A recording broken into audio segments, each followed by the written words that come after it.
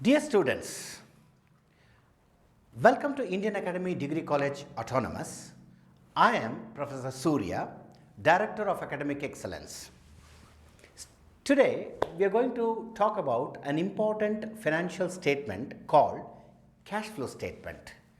Students, you know, cash flow is a very important item for any company, for any business.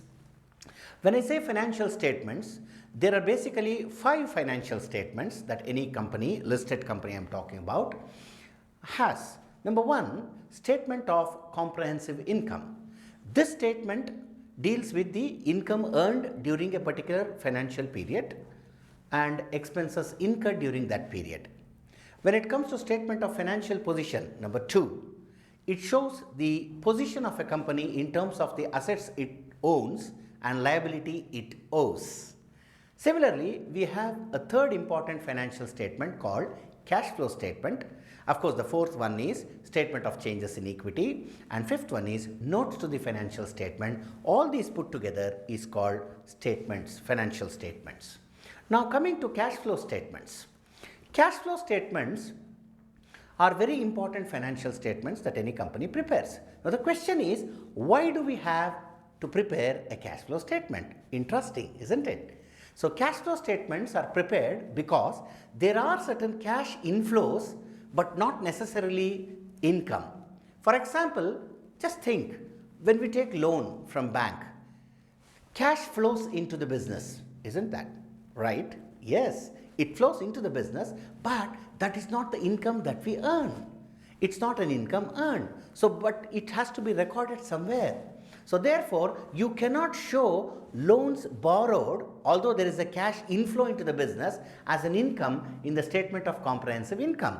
And that's the reason why we show it as an item that inflows into the cash flow statement. And cash flow statement, students, talks about the cash inflows and outflows. How much cash has flown in and how much cash has flown out, the actual cash inflows. Now take another example, depreciation. Depreciation popularly is called a non-cash expense.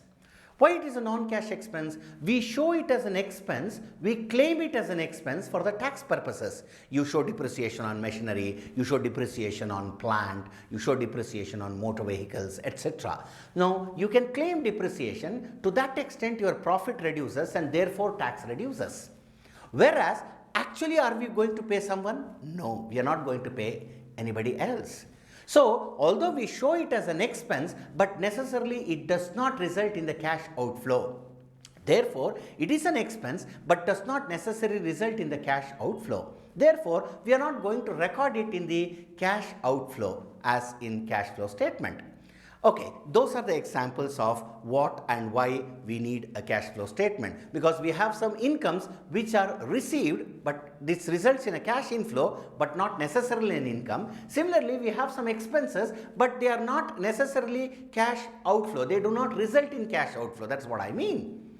Okay, let's understand the contents of a cash flow statement. Basically, there are 3 important segments in the cash flow statement.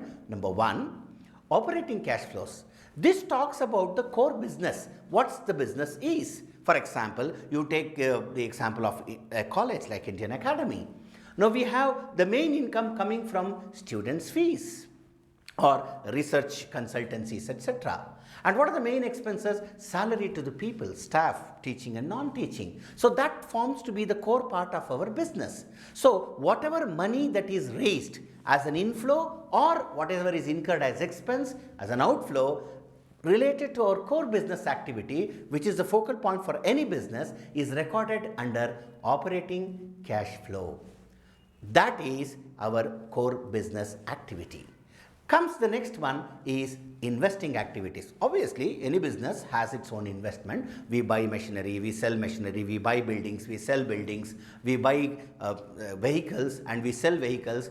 So, whenever we buy vehicles, the asset comes in but the cash goes out. Whenever we sell the vehicle, the car or any vehicle for that matter or building for that matter goes out and then cash comes in. This is recorded in or under investing activities. Comes the last, cash flow from financing activities. This is what I was talking about. When you take a loan, that results in cash inflow. So therefore, we record it and show it under cash inflow. Similarly, when we pay financial charges or interest on loan taken, that is obviously an expense and that results in cash outflow. So this we record it under cash outflow. Similarly, when we pay dividends, it results in cash outflow. Isn't that? So this is an importance of why we prepare a cash flow statement. I am sure that you got a lot of points from this session, and if you have further doubts, do not hesitate to contact us. We'll be discussing more about these statements in the coming videos. I hope you have enjoyed the session. Thank you and bye bye. Have a nice day. Thank you.